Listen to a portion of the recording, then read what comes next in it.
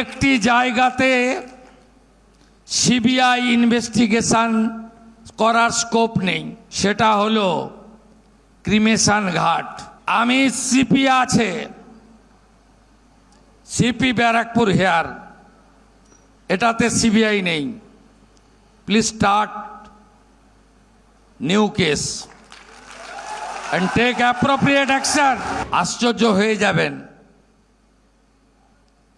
Serial 3-তে ছিল, 1 করেছে। ক্রিমিশন cost দিতে হয়, ক্রিমিশন কস্ট বাড়ির লোক দেয়নি, সিগনেচার করতে হয় বাড়ির লোককে, নো সিগনেচার। এখানে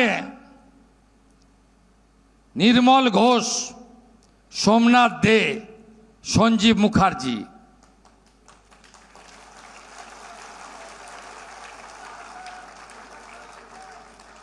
এই 3 জন এই কাণ্ড করেছেন। আমি সিপি আছে, সিপি ব্যারাকপুর হেয়ার, এটাতে সিবিআই নেই। Please start new case and take appropriate action.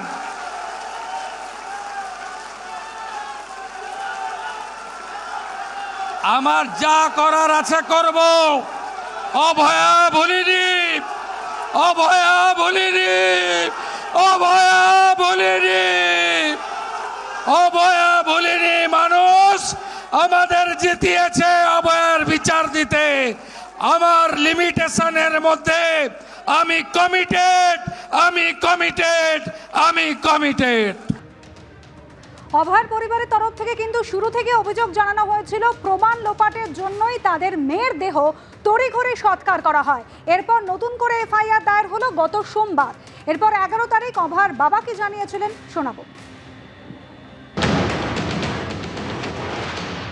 প্রশাসনের পক্ষ থেকে আলাদা করে এফআইআর করা হবে, এফআইআরটি কি শুরু হয়েছে? হ্যাঁ, এটা শুরু হয়েছে। সেই অভিযোগ কি আপনারা আগে জানিয়েছিলেন পুলিশকে? না, আগে জানায়নি, জানানো হয়েছে। পুলিশ স্বতঃপ্রণোদিতভাবে মামলা করে ব্যাপারটা চেষ্টা করছে ব্যাপারটাকে। আজকে আপনারা থানায় গেলেন, নতুন আইসির সাথে কি কথা হলো? এলাকার বিভিন্ন ঘটনা নিয়ে কথা হয়েছে, বিভিন্ন এলাকায় শান্তি শৃঙ্খলা।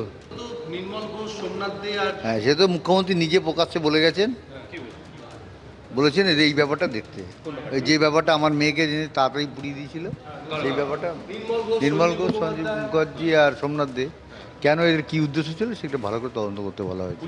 এবিপি আনন্দ, এগিয়ে থাকে, এগিয়ে রাখে।